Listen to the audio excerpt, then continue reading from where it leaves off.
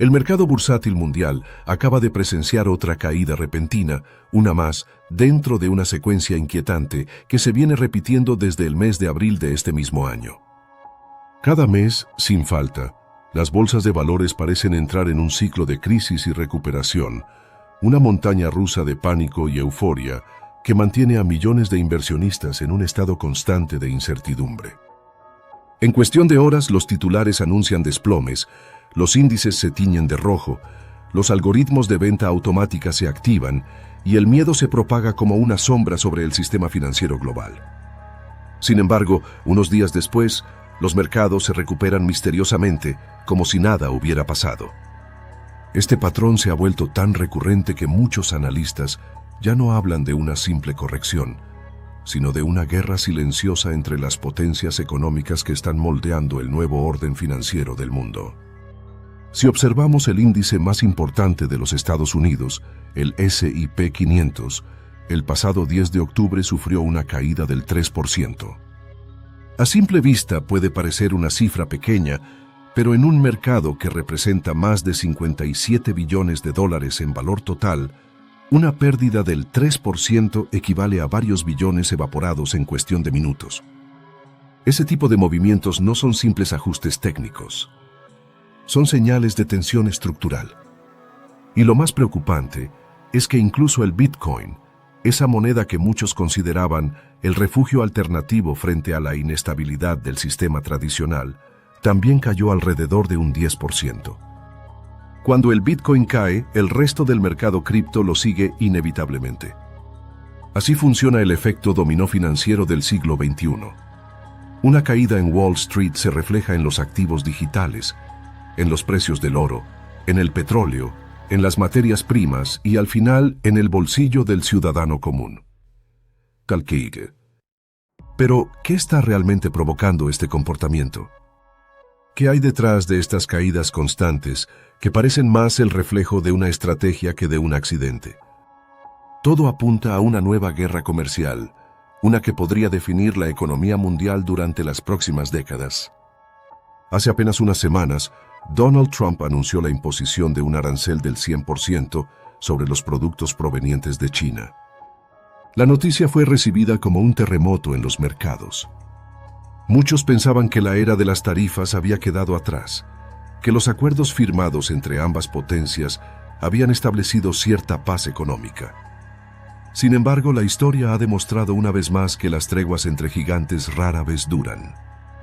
China, en respuesta, decidió imponer nuevas restricciones a la exportación de minerales raros, los mismos que son esenciales para la producción de microchips, baterías, sistemas de defensa, vehículos eléctricos y prácticamente toda la tecnología moderna. Estados Unidos depende en gran medida de esos minerales. Empresas como Nvidia, Apple, Boeing o Lockheed Martin utilizan estas tierras raras en la fabricación de sus productos más avanzados. Sin ellas, la cadena de producción se paraliza, el flujo comercial se estanca y la innovación tecnológica se detiene.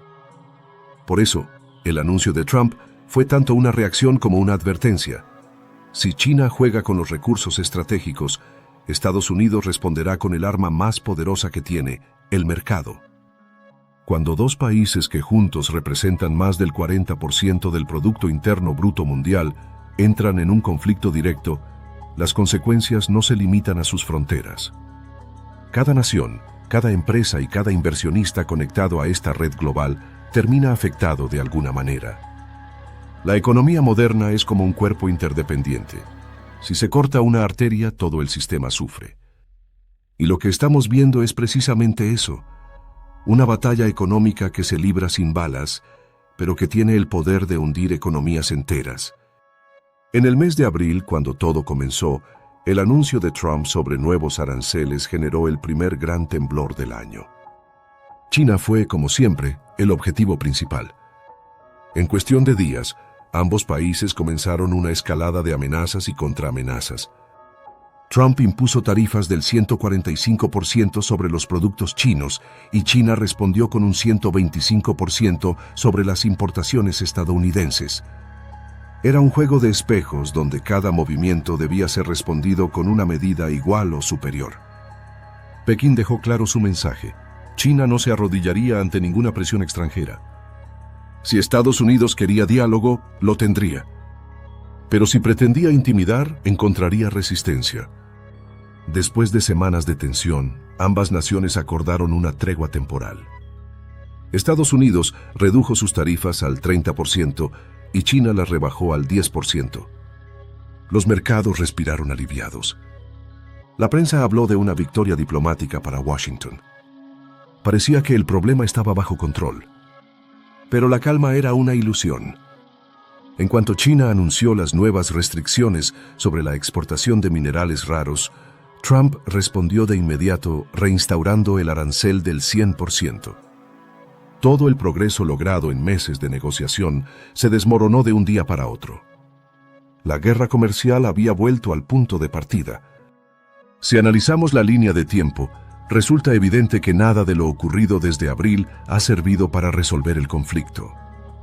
Las dos potencias más grandes del planeta están atrapadas en un ciclo de represalias mutuas, cada una utilizando su ventaja estratégica para presionar a la otra. China tiene el control de los minerales raros. Estados Unidos domina la tecnología y el acceso a los mercados financieros globales. Ambas dependen entre sí, pero al mismo tiempo buscan debilitarse mutuamente. Es una paradoja que define la economía moderna. Enemigos políticos, socios comerciales, rivales interdependientes. El poder de China radica en su control casi absoluto sobre el mercado de tierras raras. A pesar de su nombre, estos minerales no son realmente escasos. Se encuentran en muchas regiones del planeta, en América del Norte, Sudamérica, Europa e incluso África. El problema es que su extracción es costosa, lenta y ambientalmente compleja. Requiere procesos químicos delicados, altos costos de energía y una infraestructura que pocos países están dispuestos a desarrollar. Mientras en Estados Unidos las empresas privadas prefieren invertir en sectores de alta rentabilidad como la tecnología, China decidió hace décadas apostar por la minería estratégica. No porque fuera rentable en el corto plazo, sino porque comprendió que el control de esos recursos sería una carta de poder en el futuro. Las empresas chinas dedicadas a la extracción de tierras raras están respaldadas por el Estado. Eso significa que pueden operar durante años sin generar beneficios inmediatos, con el único propósito de asegurar la supremacía nacional en sectores clave. Mientras tanto, en Estados Unidos, ningún empresario privado está dispuesto a gastar miles de millones de dólares en un proyecto que tardará entre 10 y 15 años en recuperar la inversión. Esa diferencia filosófica es la raíz del desequilibrio. Mientras el modelo estadounidense se basa en la eficiencia y el beneficio inmediato, el modelo chino se centra en la planificación a largo plazo y el control estatal. Por eso, durante los últimos 25 años, China ha logrado dominar entre el 80 y el 90% del mercado mundial de tierras raras. Esa posición le otorga un poder enorme. Puede convertir una industria que en otro país sería deficitaria en una fuente constante de influencia global. Cada vez que Estados Unidos anuncia nuevas sanciones tecnológicas, China puede responder limitando el acceso a estos recursos esenciales. Y el resultado es siempre el mismo: el caos en los mercados, la volatilidad en los precios y el miedo en los inversionistas. Sin embargo, la relación de poder no es unilateral. Estados Unidos también tiene sus propias armas. Desde hace años mantiene prohibiciones a la exportación de tecnología avanzada hacia China. Empresas como Nvidia no pueden vender sus chips más potentes al mercado chino. Boeing y Lockheed Martin no pueden transferir tecnología militar. Washington defiende estas medidas como una cuestión de seguridad nacional, pero Pekín las interpreta como una provocación. Por eso, cada vez que Estados Unidos bloquea una exportación tecnológica, China impone una restricción sobre sus minerales estratégicos. Es un equilibrio precario, un juego de ajedrez económico donde cada pieza tiene un peso global. El objetivo original de esta guerra comercial era corregir el desequilibrio en la balanza de pagos. Estados Unidos compra mucho más de China de lo que China compra de Estados Unidos. Pero ese problema no puede resolverse con aranceles. la estructura económica de ambas naciones es completamente distinta. Estados Unidos exporta energía, productos agrícolas y tecnología de punta. China, en cambio, fabrica bienes de consumo masivo, componentes industriales y dispositivos electrónicos. Pretender que China incremente sus compras de productos estadounidenses es ignorar la lógica del mercado global. China no necesita comprar energía a Estados Unidos si puede obtenerla más barata de Rusia. No puede comprar más alimentos de los que consume. Y no puede adquirir tecnología estadounidense si esa tecnología está restringida por leyes de seguridad. La diferencia fundamental es que China es una economía basada en la producción y la exportación, mientras que Estados Unidos es una economía basada en el consumo y la importación. Lo que impulsa el crecimiento chino es la fabricación constante, mientras que lo que sostiene el crecimiento estadounidense es el gasto interno. Paradójicamente, esa aparente debilidad es también la mayor fortaleza de Estados Unidos. Un mercado interno fuerte mantiene estable la demanda. Una cultura de consumo mantiene activo el flujo de capital. Y un sistema financiero que domina el dólar como moneda de reserva global permite que los déficits no se conviertan en catástrofes, sino en instrumentos de poder. Por eso, muchos economistas sostienen que la guerra comercial entre ambos países es, en realidad, una guerra ideológica. No se trata solo de aranceles, sino de dos visiones opuestas sobre cómo debe funcionar el mundo. El modelo estadounidense promueve el libre mercado, la innovación privada y la competencia global. El modelo chino prioriza el control estatal, la planificación centralizada y la soberanía productiva. Ninguno de los dos está dispuesto a ceder. Y en medio de ese choque, los mercados se convierten en el campo de batalla. Cada caída bursátil que hemos visto desde abril no es un simple accidente financiero. Es una expresión visible de un conflicto invisible. Detrás de cada número rojo en las pantallas hay decisiones políticas, sanciones diplomáticas, tensiones energéticas y estrategias militares encubiertas. Cuando los inversionistas venden sus acciones por miedo, no lo hacen porque desconfíen de una empresa en particular, sino porque perciben que el sistema global se está reconfigurando. Y en esa reconfiguración, nadie sabe con certeza quién saldrá ganando. Cuando se analiza el comportamiento del mercado durante los últimos meses, uno comprende que no estamos presenciando simples fluctuaciones aleatorias, sino un proceso de reajuste estructural. Las potencias económicas están redibujando el mapa financiero del planeta. Cada caída en los índices bursátiles es como una respiración contenida del sistema, una señal de que algo más profundo se está moviendo debajo de la superficie. En apariencia, los titulares hablan de acciones que bajan y suben, de inversores nerviosos y de volatilidad. Pero en el fondo, lo que realmente ocurre es una batalla silenciosa por el control del futuro.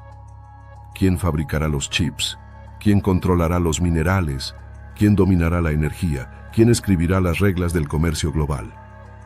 En los años pasados, el mundo vivió bajo la ilusión de una globalización estable, donde todos ganaban y nadie perdía. Las empresas fabricaban en Asia, vendían en Europa y recaudaban en Estados Unidos. Era un ciclo perfecto de producción y consumo. Sin embargo, esa interdependencia se convirtió en una vulnerabilidad. La pandemia, las guerras y las tensiones políticas revelaron que depender demasiado de una sola nación para obtener recursos estratégicos era un error de proporciones históricas. China, consciente de su poder, comenzó a utilizar su dominio sobre las cadenas de suministro como un instrumento político. Estados Unidos, en respuesta, decidió romper la dependencia y reconstruir su independencia industrial, aunque eso implicara sacrificar temporalmente la estabilidad de los mercados. El problema es que los mercados no entienden de geopolítica. Entienden de expectativas, de ganancias y de miedo. Cada vez que un presidente pronuncia la palabra arancel, los algoritmos interpretan peligro. Los grandes fondos de inversión, que mueven cientos de miles de millones de dólares, no esperan explicaciones. Venden primero, preguntan después. Así es como comienzan las caídas. No por una realidad tangible, sino por la percepción del riesgo. Y esa percepción, cuando se multiplica por millones de inversores, se transforma en una tormenta financiera. La caída del 3% del S&P 500 en octubre fue solo la chispa visible de un incendio mucho más grande. Ese 3% equivale a varios billones de dólares evaporados, una pérdida tan grande que podría financiar el presupuesto anual de muchos países. Los titulares lo presentan como una corrección, pero detrás de cada punto porcentual hay empresas que recortan personal, fondos de pensiones que pierden valor, pequeños ahorristas que ven sus cuentas reducirse. El dinero no desaparece, cambia de manos. En cada caída, los débiles venden y los fuertes compran. Es el ciclo eterno del capitalismo. Los mismos que siembran el pánico son los que después cosechan la ganancia. Mientras los pequeños inversores venden el miedo, los grandes capitales esperan en silencio, sabiendo que la historia se repetirá. Porque en este tipo de guerras económicas, cada crisis se convierte en oportunidad. Y esta no es la excepción. Desde abril hasta octubre, los mercados han tenido al menos 6 caídas importantes. En cada una, el patrón fue idéntico. Una noticia sobre tensiones con China, una reacción inmediata del mercado, una ola de ventas masivas y una recuperación en cuestión de días. Quien entendió ese patrón multiplicó su dinero. Quien actuó movido por el miedo perdió. Los inversores más experimentados saben que el caos es el mejor escenario para construir riqueza. Porque mientras la multitud se desespera por salir, los estrategas se posicionan para entrar. Sin embargo, no se puede ignorar la magnitud de lo que está en juego. Esta nueva guerra comercial no se trata solo de productos y tarifas. Se trata del control de los recursos que sostendrán la próxima revolución tecnológica. Los minerales raros son el corazón de la inteligencia artificial, de los vehículos eléctricos, de los sistemas de defensa, de las comunicaciones satelitales y de todo lo que definirá la economía del futuro. Quien controle esos recursos, controlará el destino de la humanidad digital. China lo sabe y Estados Unidos también. Por eso, cada anuncio, cada medida, cada sanción es un movimiento dentro de una partida más grande. Una partida donde las fichas son países, las reglas son flexibles y el objetivo final es la supremacía. Y en esa lucha, los mercados financieros actúan como el termómetro que mide el pulso del poder global. Donald Trump, al reinstaurar los aranceles del 100%, no solo busca castigar a China. Busca enviar un mensaje al mundo. Estados Unidos sigue dispuesto a usar su economía como arma. Durante décadas, el dólar ha sido el instrumento de control más poderoso que existe. Cuando Washington impone sanciones o bloquea transacciones, ningún país puede escapar. Pero China ha aprendido. Ha observado cómo otras naciones fueron doblegadas por sanciones y ha decidido prepararse para un mundo donde el dólar ya no sea el amo absoluto. Por eso ha impulsado su propia infraestructura financiera, sus propias rutas comerciales, sus propias alianzas con Rusia, con África, con América Latina. Ha comenzado a comerciar en monedas locales, a diversificar reservas y a desafiar la hegemonía del dólar. Cada paso que da en esa dirección debilita el sistema financiero estadounidense. Y eso inevitablemente se refleja en los mercados. Lo que estamos presenciando no es simplemente una crisis económica. Es el comienzo de una transición histórica. Una en la que los centros de poder se desplazan y el viejo equilibrio se rompe. Los mercados son el campo visible donde se libra una guerra invisible. No hay misiles, pero hay aranceles. No hay ejércitos, pero hay sanciones. No hay territorios conquistados, pero sí mercados capturados. Y mientras los gobiernos juegan su partida, los inversores se ven atrapados en medio de un tablero que cambia cada día. Quien no entiende la dinámica global cree que las caídas son señales de ruina. Pero quien observa con mente estratégica sabe que detrás de cada desplome hay una oportunidad escondida. Porque las grandes fortunas no se construyen en los tiempos de calma, sino en los tiempos de caos. Las bolsas de valores son reflejos del comportamiento humano. Son espejos del miedo y la codicia.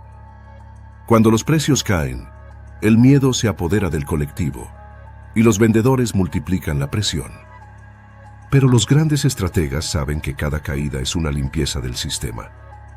Una purificación que elimina el exceso de euforia, que filtra los activos inflados, que devuelve el valor a su estado natural.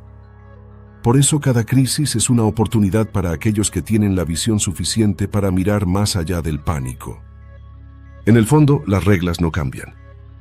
La riqueza siempre se transfiere de los impacientes a los pacientes, de los impulsivos a los calculadores, de los que reaccionan a los que anticipan.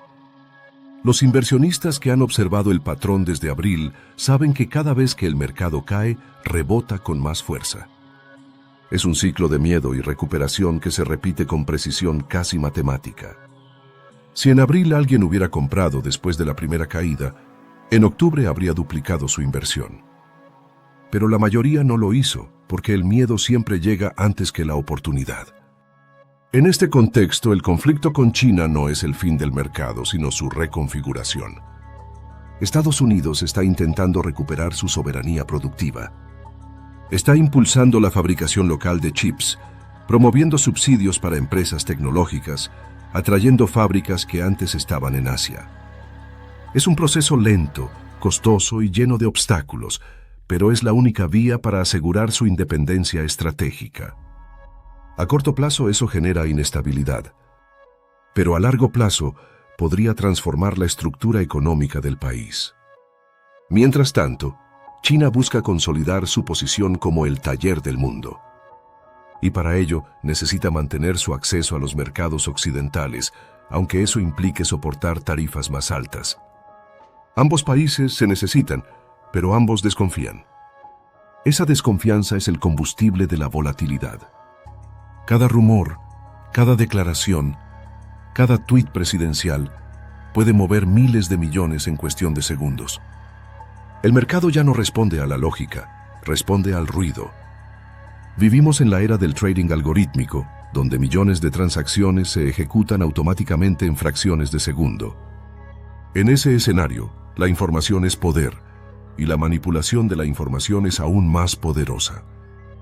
Los grandes fondos saben cómo usar ese miedo a su favor. Llevan años perfeccionando estrategias que aprovechan la psicología del pánico. Cuando el público vende, ellos compran. Cuando el público compra, ellos venden.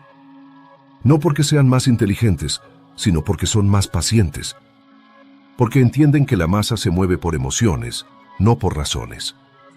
Y mientras el ciudadano promedio revisa su cuenta con ansiedad, ellos planifican a décadas. Cada ciclo de crisis es una oportunidad para acumular activos a precios bajos, esperando el siguiente auge. Así es como las familias más ricas del planeta han sobrevivido a guerras, depresiones, pandemias y colapsos financieros. No corren detrás del dinero. Lo esperan. El actual conflicto entre Estados Unidos y China podría extenderse durante años. Los mercados seguirán oscilando, las monedas seguirán debilitándose y los precios de las materias primas seguirán variando. Pero quienes entiendan el fondo del asunto sabrán que la clave está en la paciencia y en la lectura estratégica.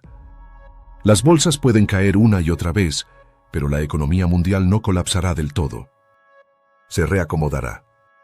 Cambiarán los centros de poder, surgirán nuevas alianzas, nuevos mercados, nuevas tecnologías. En el caos de hoy se está gestando el orden de mañana. Y aquellos que sepan interpretarlo serán los arquitectos de esa nueva era. El mercado no castiga a los que pierden dinero, castiga a los que pierden visión. Por eso, cuando veas una caída del 3% en el S&P 500 o una caída del 10% en el Bitcoin, no pienses en pérdidas. Piensa en oportunidades. Cada punto porcentual hacia abajo es una invitación a mirar más profundo, a entender lo que realmente está ocurriendo detrás de las cifras. Y lo que está ocurriendo, aunque muchos no lo vean, es un cambio de ciclo. Un renacimiento económico impulsado por el conflicto, no destruido por él. Porque en la historia de la humanidad, cada guerra comercial ha dado lugar a una nueva forma de prosperidad. El impacto de esta guerra económica no se limita al territorio estadounidense o al suelo chino. Lo que comenzó como una disputa por los aranceles se ha convertido en un temblor que recorre todo el planeta. Europa, América Latina, África y Asia sienten las consecuencias como ondas expansivas que golpean sus economías sin aviso. Las cadenas de suministro se interrumpen, los precios de las materias primas oscilan violentamente y las divisas locales se ven arrastradas por la corriente del dólar. En cada rincón del mundo, los gobiernos intentan mantener la estabilidad mientras el tablero económico se reconfigura bajo sus pies. En Europa, la situación es especialmente delicada. El continente depende del comercio internacional para sostener su industria, y cualquier fricción entre Estados Unidos y China lo deja en medio de la tormenta. Las fábricas alemanas que exportan maquinaria a Asia, las tecnológicas francesas que dependen de microchips, los bancos británicos que operan con fondos globales, todos sienten el impacto. Las caídas del mercado estadounidense repercuten en el DAX alemán, en el CAC francés, en el FTSE británico, creando una red de pánico sincronizado. Los fondos europeos, que antes se refugiaban en bonos estables, ahora se ven obligados a buscar alternativas ante la pérdida de valor del euro y la presión inflacionaria. En América Latina la situación no es menos compleja. Los países productores de materias primas ven cómo la demanda fluctúa con los vaivenes de la guerra comercial. Un día, el precio del cobre se dispara porque China lo necesita para sus fábricas. Al siguiente, se desploma porque las restricciones de Estados Unidos frenan la producción. Lo mismo ocurre con el petróleo, la soja, el litio y el oro. América Latina, que debería beneficiarse del conflicto al ofrecer alternativas de suministro, termina atrapada entre las dos potencias sin poder definir una posición clara. México, por ejemplo, enfrenta una paradoja. Por un lado, se beneficia del nearshoring, de las empresas que trasladan su producción desde China hacia suelo mexicano para evitar los aranceles. Pero por otro lado, su economía sigue dependiendo de las exportaciones hacia Estados Unidos. Y cada crisis en Wall Street se refleja en sus fábricas del norte. Los mercados emergentes viven una especie de esquizofrenia económica. Prosperan en medio del caos, pero su destino sigue atado al pulso de los gigantes. Y mientras las potencias se enfrentan, los inversionistas inteligentes se mueven en silencio. Comprenden que los momentos de mayor confusión son los más fértiles. Cuando las masas huyen, los visionarios avanzan. Cuando el ruido domina las noticias, el dinero cambia de dirección. Este es el juego que pocos entienden, pero que los verdaderos magnates dominan. Los multimillonarios del mundo no temen a las crisis, las esperan. Porque saben que en cada desplome hay una transferencia de riqueza. Cuando un mercado cae un 3%, ese dinero no desaparece. Simplemente fluye hacia otras manos. Y quienes entienden el lenguaje oculto de los ciclos económicos saben cómo posicionarse para recibirlo. La era digital emergió del estallido de las .com. Y esta nueva era, la era de la inteligencia artificial y de la automatización, está naciendo del choque comercial entre Estados Unidos y China. Las caídas en los mercados no son más que los dolores de parto de un nuevo orden. Cada desplome anuncia un reajuste, una reestructuración, un cambio de poder. Por eso, en lugar de temerle al caos, los estrategas lo estudian. Lo analizan, lo comprenden y lo usan como brújula. Porque detrás de cada crisis hay señales. Pequeños movimientos que anticipan lo que vendrá. El gran público ve números rojos y titulares alarmistas. Pero los ojos entrenados ven oportunidades disfrazadas.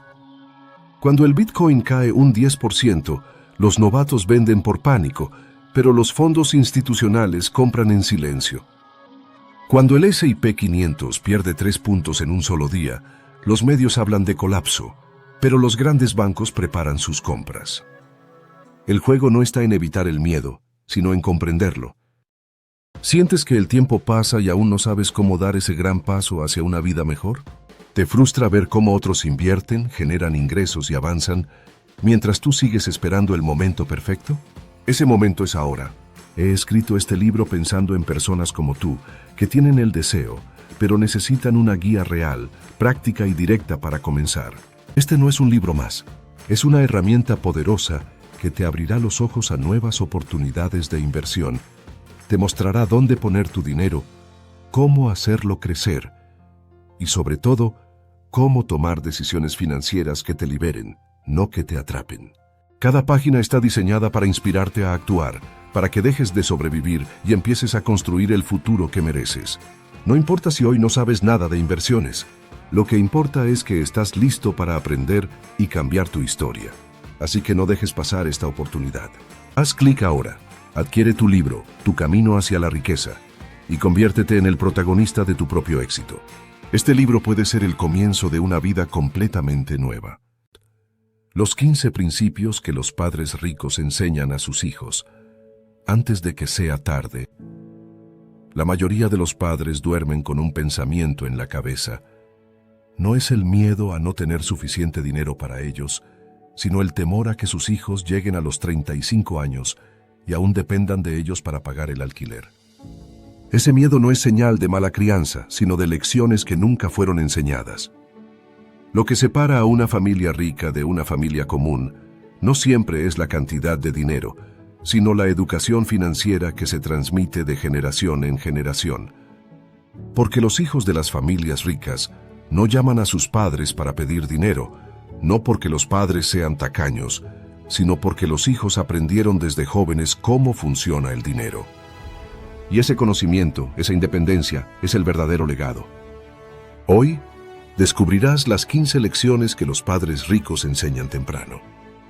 No para criar hijos ricos, sino para criar hijos capaces. Capaces de mantenerse firmes, capaces de construir, capaces de no necesitar rescate. El primer principio parece demasiado simple, pero encierra la semilla de la riqueza duradera. Cada vez que entra dinero, una parte debe quedarse en la familia. No hay negociación, no hay cuando gane más, no hay el próximo mes. Los ricos no ahorran lo que sobra, pagan primero a su futuro. Si los ingresos disminuyeran un 12% de la noche a la mañana, cualquier familia aprendería a ajustarse. Entonces, ¿por qué no hacerlo voluntariamente para uno mismo? Ahorrar entre un 12 y un 15% no es una meta para los ricos, es un reflejo automático. Saben que si esperan a que sobre dinero, nunca lo habrá. Por eso, la prioridad es pagar primero al futuro. Los padres ricos no solo dicen ahorra, sino que muestran cómo hacerlo. Separan una parte de cada ingreso como si fuera una factura más, una que no puede dejar de pagarse. Enseñan que el ahorro no es opcional, es la base sobre la cual se construye toda libertad. La segunda lección es más emocional que numérica. Los ricos no llaman a su fondo de emergencia, lo llaman dinero para dormir tranquilo. Porque entienden que el dinero no solo compra cosas, compra paz mental. Enseñan a sus hijos que los problemas no desaparecen, pero sí pueden ser manejados sin pánico cuando hay preparación. Cuando el auto se daña o el techo gotea, la familia con ahorros duerme igual de tranquila esa noche. No usan tarjetas con intereses del 23%, no piden préstamos desesperados, simplemente pagan y siguen adelante. Los padres ricos enseñan que se empieza con poco. $1,000 para las pequeñas crisis, luego un mes de gastos esenciales, luego 3 meses y finalmente 6. No se trata de invertir ese dinero, sino de tenerlo disponible. Ese hábito crea una sensación de estabilidad que cambia la mentalidad de toda una familia. Y cuando los hijos ven que los imprevistos no rompen la calma del hogar, aprenden el valor del control financiero mucho antes de entender los balances y los intereses. El tercer principio es una advertencia contra uno de los mayores enemigos del progreso, la deuda de consumo. Ninguna persona construye riqueza cargando un saldo en una tarjeta de crédito con interés anual del 23%. La riqueza no crece mientras se paga por el privilegio de deber dinero. Los padres ricos enseñan 3 hábitos inquebrantables con las tarjetas: pagar el saldo total cada mes, mantener el uso bajo y automatizar los pagos para nunca olvidar una fecha. Enseñan que las tarjetas no son extensión del ingreso, son herramientas. Y como toda herramienta pueden construir o destruir dependiendo de quién las maneje. Las familias ricas muestran con ejemplos que los intereses son fugas silenciosas de riqueza. Cada deuda pendiente es dinero que abandona el hogar para enriquecer a otro. Cuando sus hijos comprenden esto, Dejan de ver las tarjetas como un pasaje al consumo y las ven como un instrumento de disciplina. Aprenden que si algo no puede pagarse al final del mes, no se puede costear ahora. Esa frase sencilla evita décadas de esclavitud financiera. La cuarta lección parece aburrida, pero es la que diferencia a quienes tienen riqueza de quienes la persiguen eternamente. Los ricos no intentan ganarle al mercado. Entienden que el dinero crece mejor cuando se lo deja en paz. No buscan la acción del año, ni el golpe maestro, ni el secreto que nadie conoce. Invierten en fondos amplios que replican el mercado, pagan bajas comisiones y lo hacen durante décadas. No persiguen modas, persiguen consistencia. Enseñan a sus hijos que la paciencia vence a la brillantez, que incluso los expertos con computadoras y analistas pierden contra el tiempo y la constancia. El mensaje es claro. Mientras el resto salta de oportunidad en oportunidad, los ricos dejan que el interés compuesto trabaje en silencio. Cada mes invierten sin importar si el mercado sube o baja. Cada año ajustan y continúan. No buscan emociones, buscan resultados. El quinto principio es una extensión de esa paciencia: evitar las comisiones innecesarias. Cada 3 décimas de punto que se paga de más en comisiones es como regalar un piso entero de la casa que se está construyendo. Los ricos enseñan a mirar las tarifas antes de mirar el nombre del fondo. Desconfían de los títulos rimbombantes y de las promesas de rendimiento milagroso. Prefieren fondos que cobren entre 3 y 10 centavos por cada $100 invertidos. Saben que el tiempo convierte los pequeños porcentajes en grandes pérdidas. 2 personas pueden invertir la misma cantidad y tener la misma rentabilidad del mercado, pero si una paga comisiones más altas, terminará con $150,000 menos en un horizonte de 25 años. Enseñan que las comisiones son un impuesto voluntario al desconocimiento, una forma lenta y elegante de empobrecer a quien no presta atención. La sexta lección es una de las más importantes. El tiempo es el jardinero silencioso de la riqueza. No la brillantez, no la suerte, no el momento perfecto. Solo el tiempo. Los ricos enseñan a sus hijos a invertir con regularidad, a reinvertir dividendos automáticamente y a nunca dejarse llevar por el pánico. Cuando las noticias gritan desastre, ellos aplican la regla de las 48 horas, esperar 2 días antes de tomar cualquier decisión impulsiva.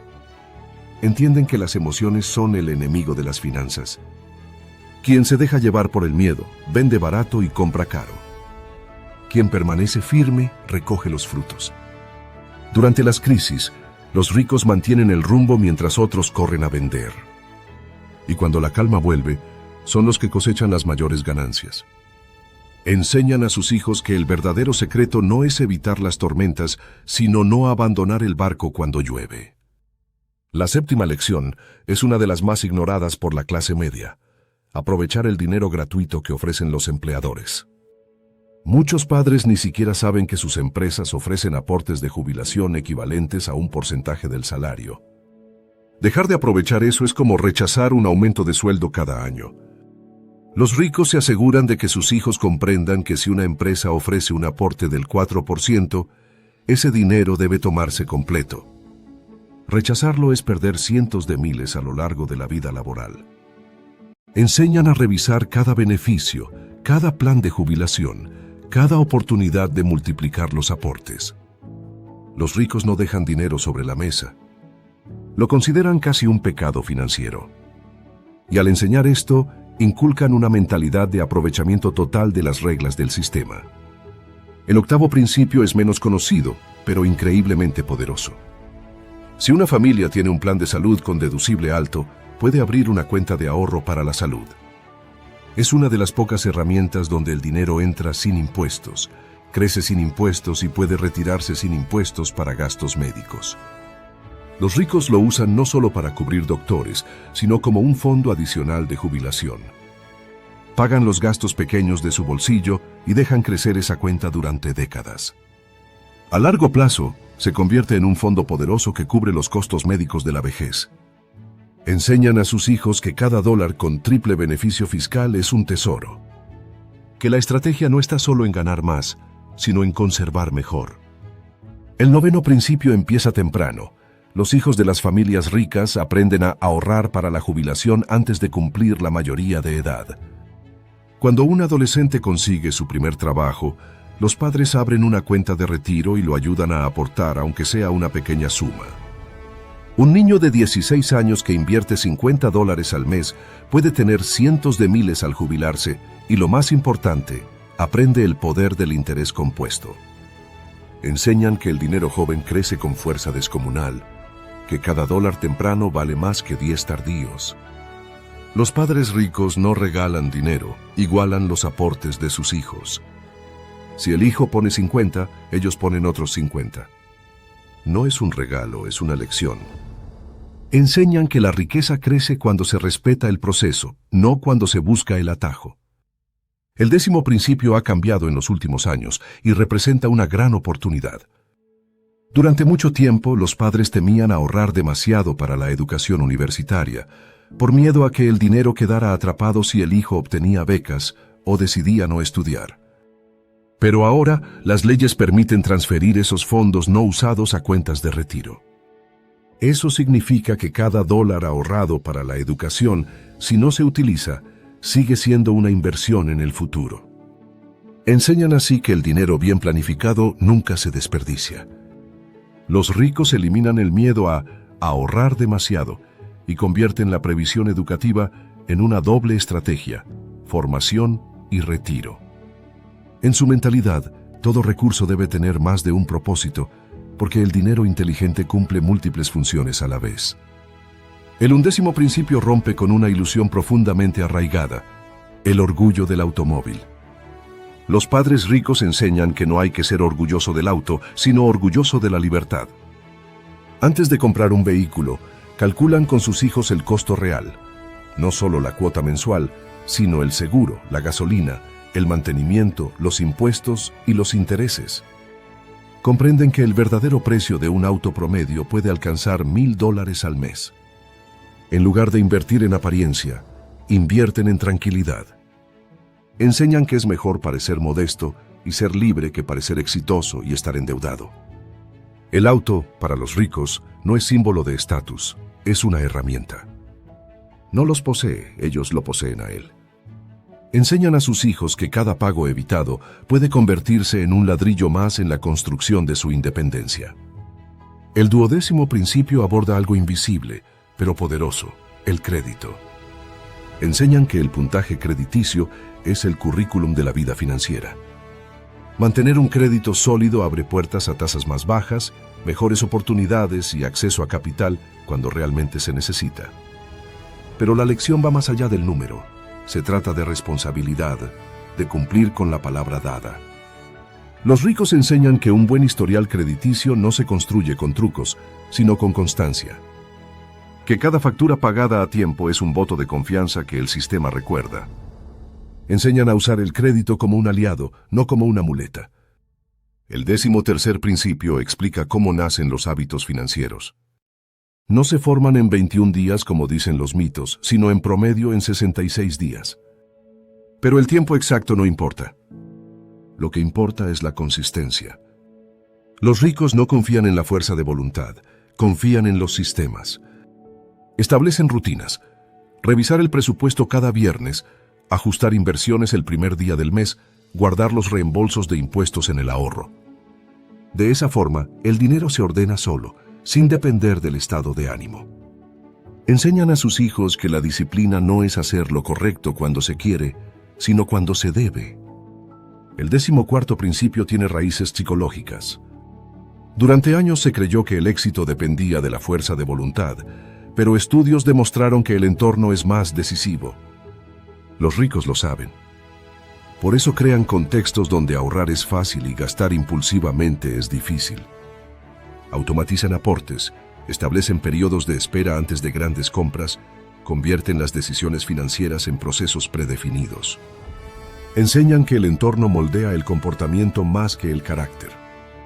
Si se vive en un sistema caótico, incluso la mejor intención fracasa. Pero si el entorno está diseñado para proteger la riqueza, la mente sigue el camino correcto casi por inercia.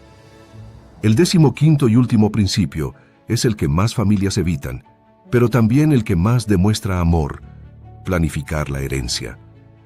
Los padres ricos no esperan al final para dejar instrucciones, preparan todo con claridad.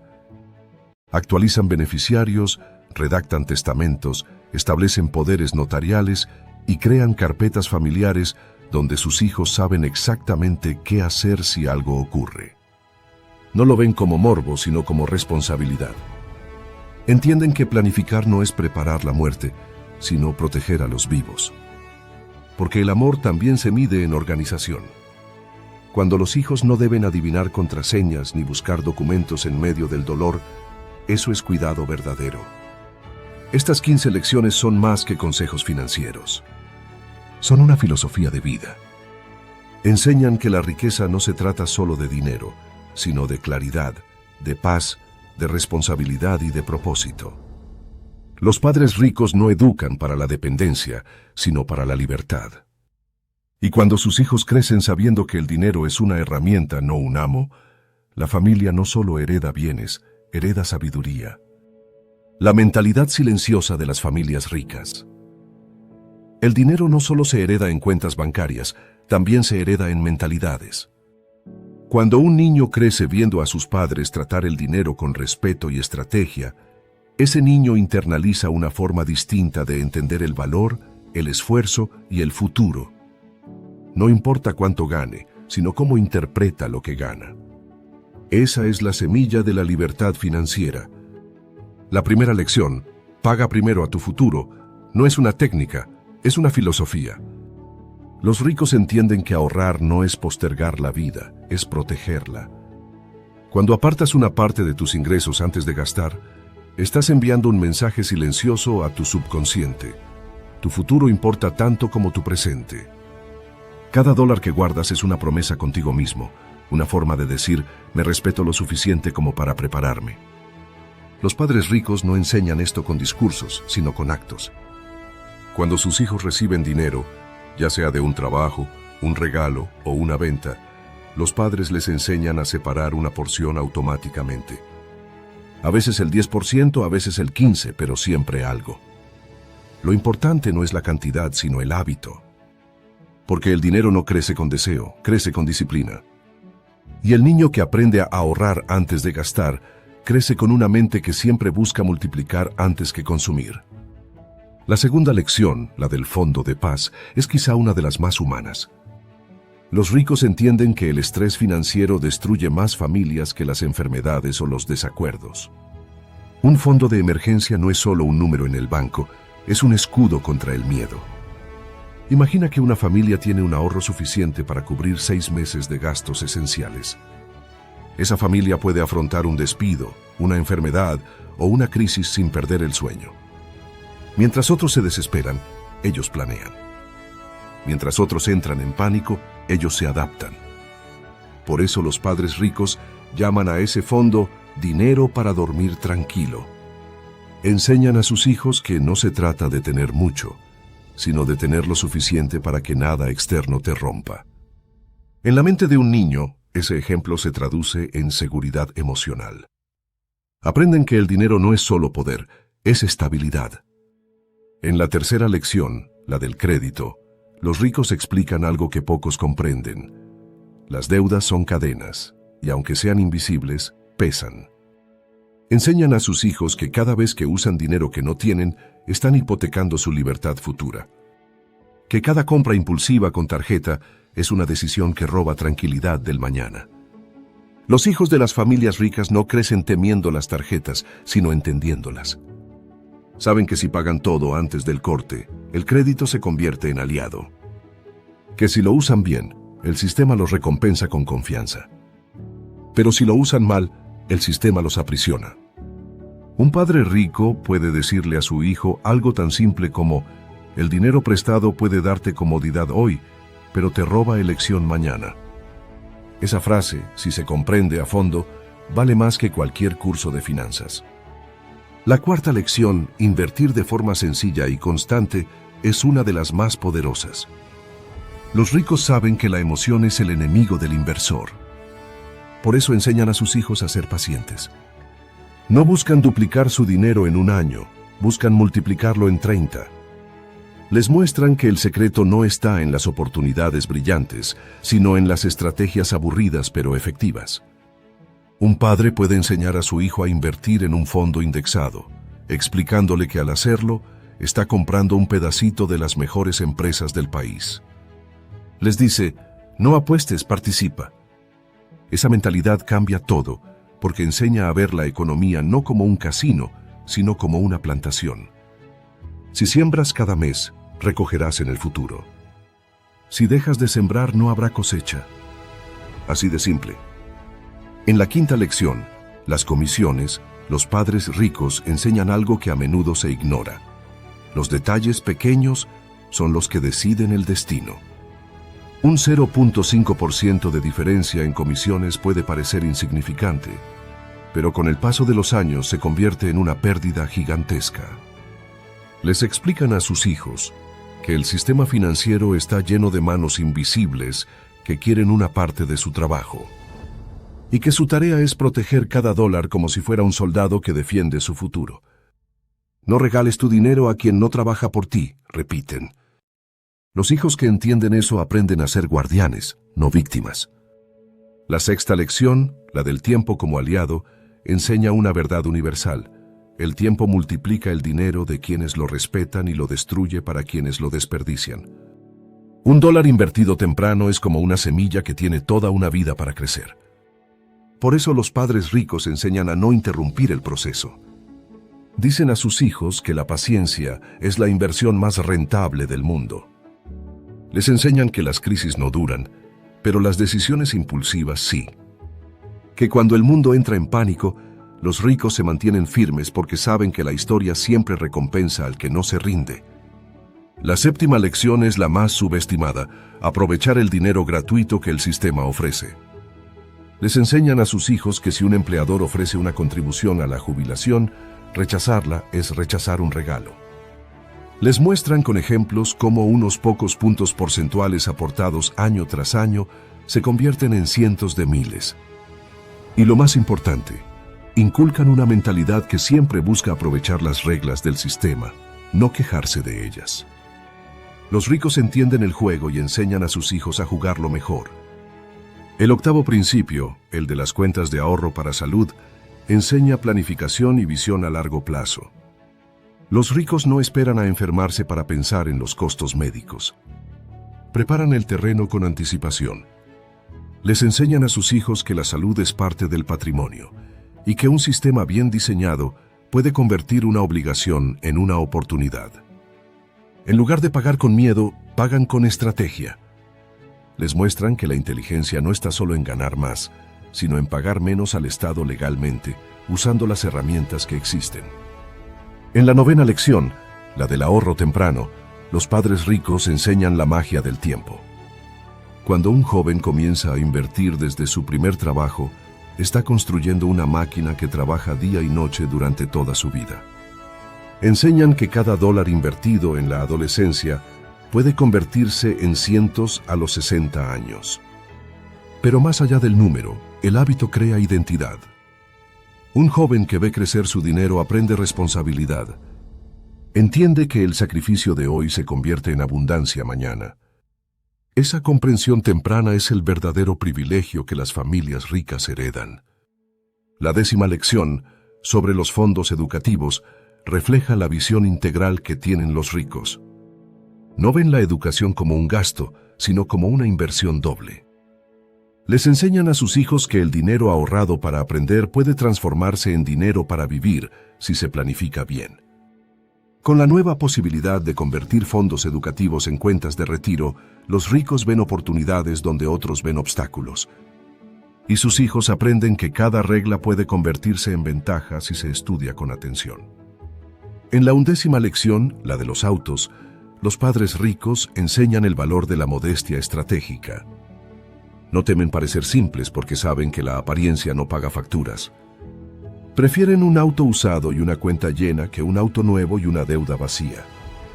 Enseñan a sus hijos que la libertad no está en el volante de lujo, sino en la tranquilidad de no deberle nada a nadie. Recuerdan con orgullo los autos antiguos, no como símbolo de pobreza, sino como recordatorio de inteligencia. Prefiero parecer pobre un rato que serlo toda la vida, dicen. Y esa frase se convierte en un mantra que los hijos llevan consigo. La 12ª lección, la del crédito como reputación, es una joya silenciosa. Enseñan que un buen crédito no se trata de gastar, sino de demostrar consistencia. Les muestran cómo pagar puntualmente, mantener bajos los saldos y evitar riesgos innecesarios. Les explican que un puntaje alto no es solo un número, es un pasaporte hacia mejores oportunidades. Que quien cuida su crédito cuida su palabra. Los padres ricos incluso enseñan a proteger la identidad de sus hijos congelando sus historiales hasta que estén listos para usarlo. Eso, más que una acción financiera, es una muestra de amor preventivo. La 13ª lección, la de los hábitos automáticos, revela la ingeniería mental que hay detrás del éxito. Los ricos no confían en la motivación, confían en los sistemas. Enseñan a sus hijos que la disciplina se construye con rituales, no con fuerza de voluntad. Que la automatización es la mejor amiga del progreso. Configuran transferencias automáticas, inversiones programadas y revisiones mensuales. De esa manera, las buenas decisiones ocurren sin esfuerzo. Enseñan que si lo correcto requiere pensarse cada vez, fallará con el tiempo. Pero si está programado, nunca se detendrá. La 14ª lección, sobre la voluntad y el entorno, se convierte en una lección de vida. Los padres ricos saben que las personas no fracasan por falta de inteligencia, sino por exceso de tentaciones. Por eso diseñan ambientes donde ahorrar es lo natural y gastar es lo difícil. Los hijos crecen en hogares donde hablar de dinero no es tabú, sino aprendizaje. Donde cada compra importante se analiza, se espera, se justifica. Esa cultura del control no reprime, educa. Les enseña que la verdadera libertad no está en comprar sin pensar, sino en poder decir no sin miedo. La 15ª lección, la de la planificación hereditaria, cierra el ciclo. Los padres ricos no dejan que la muerte los sorprenda con desorden. Organizan su legado con la misma precisión con la que construyeron su riqueza. Dejan testamentos claros, designan beneficiarios actualizados, preparan documentos y, lo más importante, comunican todo con calma. Enseñan que morir sin dejar instrucciones no es inevitable, es irresponsable. Que el verdadero amor no se mide en palabras, sino en previsión. Porque quien deja su patrimonio organizado no solo hereda dinero, hereda tranquilidad. Al final, todas estas lecciones convergen en una idea profunda. La riqueza no es dinero acumulado, es control emocional, previsión y educación. Los padres ricos no preparan a sus hijos para vivir sin errores, sino para levantarse más rápido cuando los cometen. Les enseñan que el dinero no debe gobernar la mente, sino obedecerla. Que la abundancia no llega del deseo, sino del diseño. Y que el conocimiento financiero no se transmite con consejos sueltos, sino con el ejemplo diario.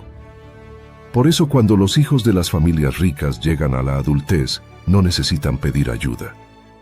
Porque fueron entrenados para ser libres. No ricos en cuentas, sino ricos en sabiduría. Esa es la herencia más poderosa. La que no se devalúa, la que no se pierde, la que nadie puede quitarles. La herencia invisible.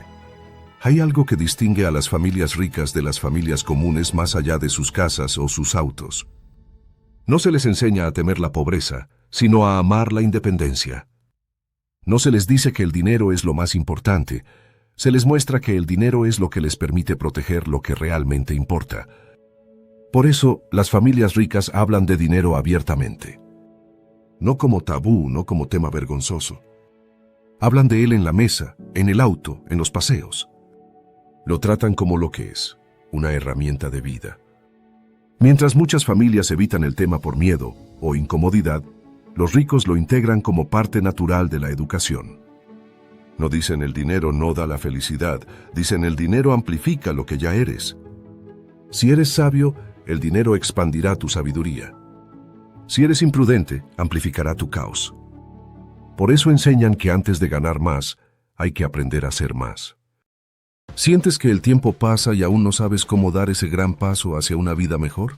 ¿Te frustra ver cómo otros invierten, generan ingresos y avanzan, mientras tú sigues esperando el momento perfecto?